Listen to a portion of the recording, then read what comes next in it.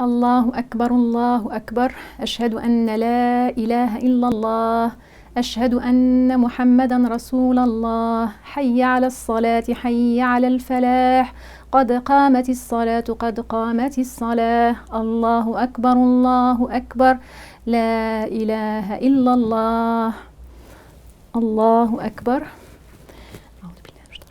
بسم الله الرحمن الرحيم الحمد لله رب العالمين الرحمن الرحيم مالك يوم الدين إياك نعبد وإياك نستعين اهدنا الصراط المستقيم صراط الذين أنعمت عليهم غير المغضوب عليهم ولا الضالين آمين. La profession de foi en islam, en français cela veut dire que j'atteste qu'il n'y a pas d'autre divinité que Dieu et Mohammed est son prophète. D'habitude, quand un nouveau-né arrive, on va lui réciter cette profession de foi dans l'oreille droite et cette profession de foi va l'accompagner tout au long de sa vie. Réciter la profession de foi, c'est pas nécessairement... Oui, on est musulman quand on le dit, mais c'est pas la seule chose qu'il faut. Ça prend quand même les 5 piliers de l'islam, donc la profession de foi, la prière, le jeûne, l'aumône et puis bien sûr le pèlerinage.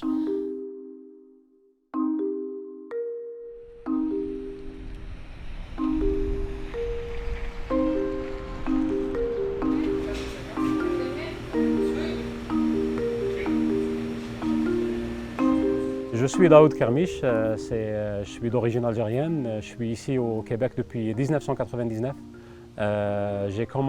J'ai atterri directement en Beauce où j'ai vécu mes 8 premières années ici au Québec. Après ça, on a déménagé en 2008-2009 ici à Québec, la ville de Québec, où on s'est installé avec ma petite famille. Je m'appelle Nathalie Morin, je suis québécoise, je suis comptable de formation, donc je suis directrice dans un ministère ici au gouvernement. Notre première fille est née en 1997, notre deuxième fille est née en 2001. Donc, je m'appelle Yasmine Kermiche, je m'en vais en secondaire 5 et j'ai 15 ans. Bonjour, je m'appelle Mariam Kermiche, j'ai 19 ans, j'habite dans la ville de Québec. Personnellement, toutes mes amis, mon entourage sait que je suis musulmane. C'est pas quelque chose que je vais cacher aux gens, que je suis gênée de dire. Mais c'est comme... Les gens ne te perçoivent pas vraiment différemment parce que tu es musulmane ou parce que tu as une autre religion. C'est plus ta personnalité, c'est qui que toi tu es. Mais il y en a qui finissent par le savoir, puis en général, le trois quarts du monde ont tendance à l'oublier. Fait que 2 fois 3 par semaine, tu fais « Ah, tu fais le ramadan? C'est vrai, tu me l'as déjà dit. » Les gens oublient souvent, c'est drôle. Les gens ont vraiment tendance à oublier. Ça sent bon. Ouais. Moi, j'étais de parents catholiques assez pratiquants, donc moi aussi, j'avais besoin d'avoir une certaine spiritualité. Donc, on en discutait, mais chacun avait ses points de vue, puis je pense qu'il y avait un bon respect des 2 religions.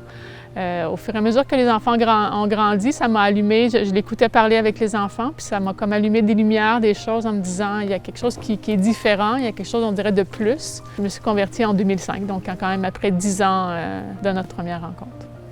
Oui, c'est possible d'être musulmane sans porter le voile. Je pense que c'est un cheminement pour chaque femme. Donc, oui, c'est dans le Coran, on le spécifie, c'est vraiment quelque chose d'important. Moi, je porte le foulard tout simplement parce que c'est une obligation. C'est très clair, c'est écrit dans le Coran, comme quoi une femme devrait normalement porter un voile. Pour moi, c'est un signe de soumission à mon Créateur et pas soumission à l'homme. Oui, j'aimerais le porter à un certain moment donné. Je ne suis pas rendue là dans mon cheminement. Je pense qu'il faut respecter le choix de chaque personne à ce niveau-là. Ce qui se passe dans la société, on entend souvent que la femme musulmane, elle porte le foulard parce qu'elle est obligée, parce que son mari, son papa ou quelque chose comme ça, quelqu'un d'autre l'oblige à le faire. Mais ce n'est pas vraiment le cas. On le porte par conviction, tout simplement. C'est sûr que quand on va à la mosquée, quand on fait la prière, c'est sûr qu'on porte toujours le voile pour faire les trucs plus religieux. C'est sûr que dans la vie de tous les jours, pourquoi moi je le porte pas? Bien, c'est sûr que ça prend comme faut être plus prête spirituellement à le faire. La femme, normalement, doit le porter à partir de la puberté. Mais vous allez voir là, plusieurs différences. Il y en a qui le portent automatique et pour eux, c'est une conviction. Il y en a d'autres qui vont attendre plus tard, mais je veux dire, c'est le choix de chacun.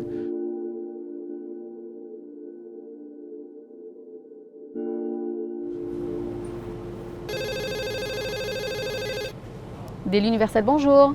Ça fait 35 ans que je suis au Québec et ça fait une quinzaine d'années que j'ai acheté ce magasin. C'est un magasin méditerranéen, c'est la cuisine méditerranéenne et les produits internationaux. J'ai une clientèle variée, aussi colorée que mes produits. La viande, elle vient de Saint-Tubal, Port-Neuf, et l'épicerie, ça vient de partout dans le monde. La viande halal, c'est une méthode qu'on utilise chez les musulmans. Comme les Juifs, ils ont leur méthode qui est kasher. Et les deux ne saignent pas les bêtes, mais les égorgent. Pourquoi égorger une bête? Parce que la bête, elle souffre moins, elle va se vider plus vite de son sang. Bien sûr, quand on le fait, il faut être en direction, comme la prière, en direction de la Mecque, qui est le lieu sacré. Les musulmans au Québec, c'est une population très diversifiée. On est à peu près 10 000 musulmans qui viennent de différents pays, 32 pays, qui parlent 15 différentes langues. On trouve aussi maintenant des Québécois nés ici, etc., qui des convertis, et ainsi de suite. C'est que c'est quand même, il y en a une certaine diversité au milieu de la communauté ici, mais par contre, c'est sûr que c'est la majorité maghrébine francophone. C'est des gens qui vivent comme tout le monde. Il y a des fonctionnaires, il y a des professeurs d'université, il y a toutes les professions possibles, tout simplement. Salam alaikum, bienvenue au Centre culturel islamique de Québec. On est actuellement dans la grande salle de prière, c'est la salle des hommes. Il y en a une deuxième salle pour les femmes. Ici, ce qu'on trouve principalement, donc vous voyez, il n'y a pas de présentation de Dieu, il n'y a pas de figure qui présente le prophète. On a une salle propre, il y a un tapis, donc quand on rentre ici, on enlève nos chaussures pour faire la prière, donc il faut que ça reste propre. On se dirige vers la Mecque, donc cette direction-là est vraiment, ça tombe bien avec notre bâtisse, donc c'est vers la Mecque. Et vous avez en avant la place de l'imam. Donc l'imam va donner un discours aujourd'hui, on est le vendredi, donc il va y avoir un discours, par la suite suivi d'une prière. Nous avons des lignes sur les tapis ici parce que lorsqu'on fait la prière, on se met un à côté de l'autre, collés, même les pieds se touchent, les coudes. Donc ça nous donne une idée ici où est-ce qu'on doit se mettre. Alors on a des Corans, on les met toujours en haut par respect. Alors c'est le livre saint des musulmans. Alors le Coran est en arabe, on le lit de droite vers la gauche. Il contient 114 chapitres. Alors on a les 5 prières, donc on a un tableau qui donne les heures des prières durant la journée. On a 5 prières obligatoires. Donc la première prière, c'est entre l'aube et le lever de soleil. Par la suite, celle du midi. Par la suite, c'est l'après-midi. Une autre, le coucher de soleil. Et une autre, la dernière, c'est le soir. Et on a aussi la prière du vendredi qui commence à 12h30 tout le temps.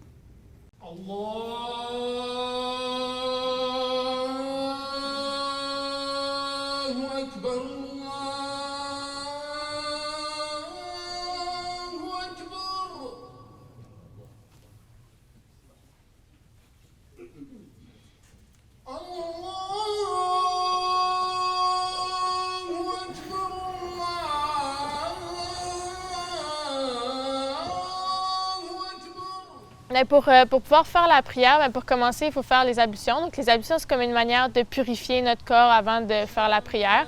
Donc, on lave les mains, la bouche, le nez, le visage, les bras, les cheveux, les oreilles et les pieds. Donc, ça, c'est du corps que tu dois laver pour faire les ablutions avant de faire la prière. Puis aussi, si tu n'as pas, par exemple, si tu n'as pas accès à de l'eau pour faire tes ablutions, tu peux utiliser, par exemple, une roche, des trucs comme ça. Dans ce cas-là, c'est dans des cas extrêmes, là, mais c'est comme plusieurs possibilités, comme tu as toujours le moyen de pouvoir faire ta prière. Alhamdulillahi Rabbil Alamin. نحمدك اللهم كما ينبغي لجلال وجهك وعظيم سلطانك فإنك أنت الله ليس لنا إله غيرك نرجوه. Alors sachez que chaque prière, elle a des cycles. La prière du matin, c'est 2 cycles. Il y aura ceux qui ont 3 cycles et 4 cycles. Alors je vais vous montrer qu'est-ce qu'on fait durant un cycle. Alors je commence la prière, je dis Allahu Akbar, qui veut dire Dieu est grand. Allahu Akbar. Je vais réciter le premier chapitre, suivi d'un autre chapitre. Par la suite, je m'incline. Je vais faire des invocations. Exemple, louange à Dieu le plus grand. Je me lève et je me prosterne par la suite, toujours accompagné avec Allahu Akbar. À chaque fois que je dis Allahu Akbar, je change de position. Donc Allahu Akbar et je vais dire des invocations. C'est le moment le plus proche, on est le plus proche avec Dieu. On peut demander ce qu'on veut. On peut demander la réussite, la santé, de nous guider, de guider nos enfants, la paix dans le monde. Alors, on fait une première prosternation, on s'assoit et on fait une deuxième prosternation. Ça met fin au premier cycle, je me lève et je fais un deuxième cycle et ainsi de suite. Donc s'il y a un troisième, quatrième, et on finit à la fin. Donc une fois que j'ai terminé, donc on va faire un salut au prophète et puis on dit Assalamu alaikum et Assalamu alaikum et ça met fin à la prière. Assalamu alaikum. Il est préférable de faire les prières à la mosquée en groupe. Si on ne peut pas, on peut le faire à la maison.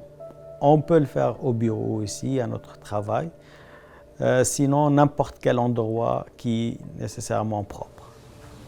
Mais ça apporte un sentiment de paix.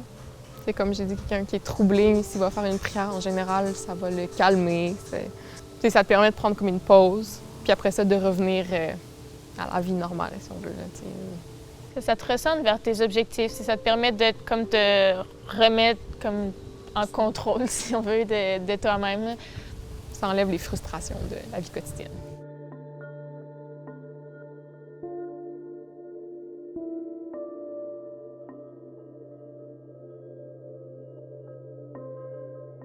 On l'appelle la zakat, donc c'est l'aumône purificatrice. Donc chaque année, les riches, donc s'ils ont un surplus qui est calculé, donc ils vont donner un 2,5% de leur richesse de ce montant-là aux pauvres. Ça permet le partage des richesses.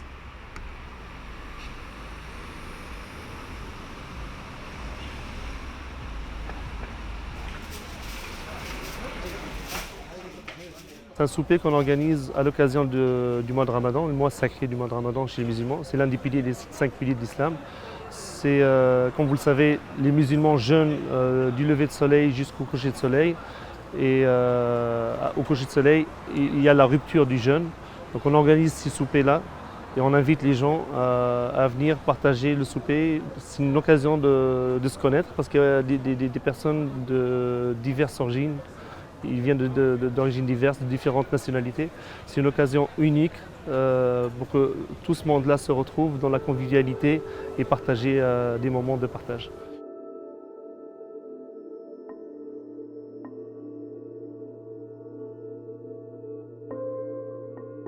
Alors le jeûne du mois de Ramadan, sachez que Ramadan c'est le 9e mois de calendrier lunaire. Nous, les musulmans, on utilise le calendrier lunaire. Donc ça consiste pendant un mois donc, de ne pas boire et manger, et pas de relation intime entre les époux, entre l'aube et le coucher de soleil.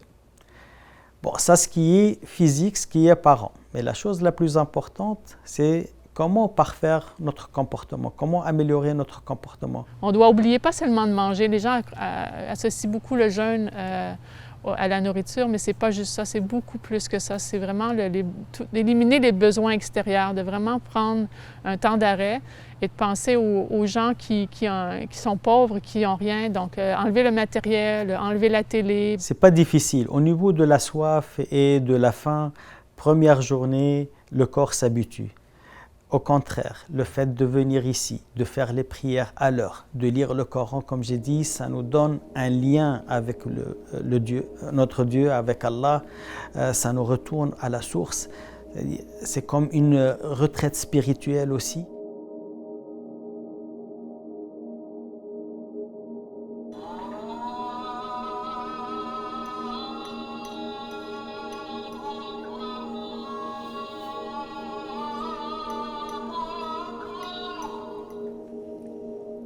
Généralement, la rupture de jeûne, après une longue journée de jeûne, bien sûr, on arrive au moment où la rupture se fait généralement après l'appel à la prière, l'appel du Maghreb, ou le crépuscule. C'est qu'il y a l'appel de prière, après ça on s'assoit, on rompt le jeûne avec des dattes, et puis du lait ou du yogourt ou du lait brassé ou quelque chose comme ça. Ça, c'est la première étape. Après ça, généralement, on va aller faire notre prière, la prière du Maghreb.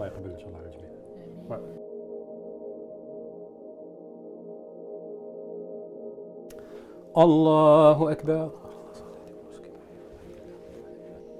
Alhamdulillahi Rabbil Alamin, Ar-Rahman Ar-Rahim, Malik Yawmiddin. Allahu Akbar. Allahu Akbar.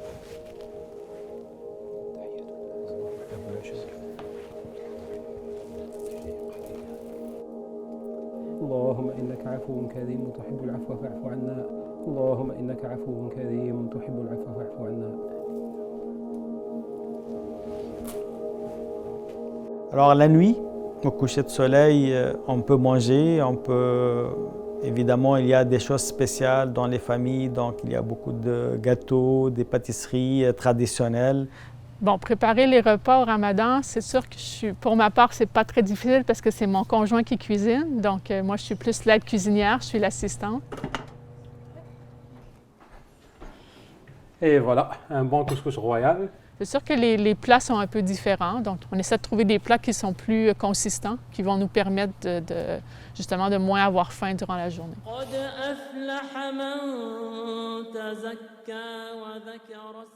À la fin du mois de Ramadan, surtout les 10 dernières nuits, il y a une nuit qui est spéciale, que Dieu l'a spécifiée comme la nuit des destins, et elle est équivalente à 1000 mois, presque 83 ans. Donc quand on fait une prière durant cette nuit-là, c'est comme si on a fait la prière pendant 83 ans.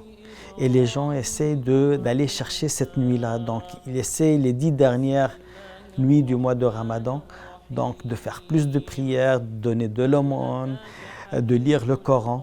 Et je peux vous assurer que lorsqu'on arrive au dernier moment du mois de Ramadan, les gens vont être tristes parce qu'ils ne peuvent plus trouver cette sensation-là de bonheur.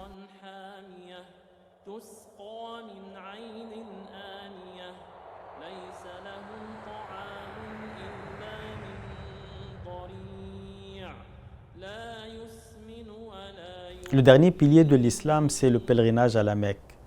C'est un voyage qu'on doit faire une fois dans la vie. Ça commémore un petit peu le voyage d'Abraham avec sa famille, avec Ismaël et son épouse. Donc on revient vraiment à la source, jusqu'à Abraham. L'endroit là-bas, en lui-même, il y a quelque chose qui descend sur toi que tu ne comprends pas.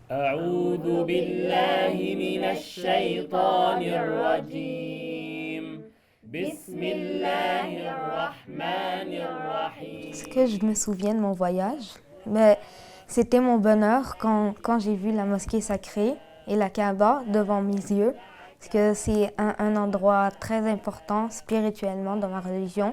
La Kaaba, c'est un cube d'environ 15 mètres de hauteur. Elle est couverte d'un voile noir et sur les faces latérales, on peut retrouver des textes comme par exemple des versets coraniques ou des invocations à faire écrites avec un fil doré. Quand j'étais à côté de la Kaaba, j'ai trouvé ça impressionnant. C'était vraiment grand. Aussi, c'était beau. Il y a aussi la pierre noire. J'ai jamais cru que je pouvais un jour la voir. Je me rappelle que tous les matins, on se réveillait avant la première prière, puis on allait vers la Kaaba et on faisait 7 tours. Puis après ça, quand c'était le moment de faire la prière la première de soupe, on allait la faire, puis ensuite on buvait de l'eau de Zemzem, qui est une eau qui reste mystérieuse pour les scientifiques. Il y avait beaucoup de personnes, beaucoup de musulmans de différentes races puis de différentes origines, surtout du Pakistan, de l'Indonésie, l'Égypte, l'Oman, la Jordanie et j'en passe. Alors en faisant ces piliers, que ce soit la prière, le jeûne, la zakat ou le pèlerinage, ça nous rend une bonne personne. Faire une prière, ça nous rapproche. C'est pas juste faire la prière, c'est vraiment un lien direct avec Dieu. Le Ramadan, c'est la même chose. Lorsqu'on fait des prières de nuit, quand on lit le Coran, donc on est en lien direct avec Dieu. Donc on lit qu'est-ce que Dieu nous demande de le faire. On essaie de satisfaire Dieu. Tout ce qu'on souhaite dans cette vie-là, c'est que le bon Dieu à la fin, donc, soit satisfait de nous. C'est ce qu'on cherche. Un musulman, c'est ce qu'il cherche. La satisfaction de Dieu unique. Et c'est tout. Pas la satisfaction des hommes. C'est juste la satisfaction de Dieu. L'islam, pour moi, c'est tout simplement un mode de vie. J'aime bien que les Québécois viennent rencontrer les musulmans. Ils vont voir qu'on est comme eux, on aime vivre, on aime la joie. On aimerait bien que nos enfants jouent avec vos enfants, qu'ils forment ce Québec-là. Alors, on est ouvert. Je dirais, j'aimerais bien que les Québécois et les Québécoises adoptent une attitude, je dirais, positive, une attitude ouverte envers les musulmans, envers l'islam et les musulmans. C'est sûr que ce qu'on entend dans les médias, ça n'aide pas. Ce qui se passe dans le monde ailleurs, ou même ce qui s'est passé ici à Québec, ça n'aide pas non plus. Mais je pense qu'il suffit juste de se renseigner, de découvrir c'est quoi l'islam, c'est qui ces musulmans-là, aller vers eux, essayer de les comprendre et je pense que ça va donner quand même un très bon résultat au niveau de la société. On est différents, on apprend à vivre avec nos différences, c'est la chose la plus importante et de toute façon, on est obligé de le faire. Sans ça, on ne peut pas vivre ensemble. Si j'avais un message à passer aux gens de Québec, je dirais on entend souvent la phrase « vivre ensemble ». Moi, j'irais plus loin, je dirais « faire ensemble ». Parce que vivre ensemble, on peut vivre ensemble en parallèle, sans se côtoyer, sans se parler.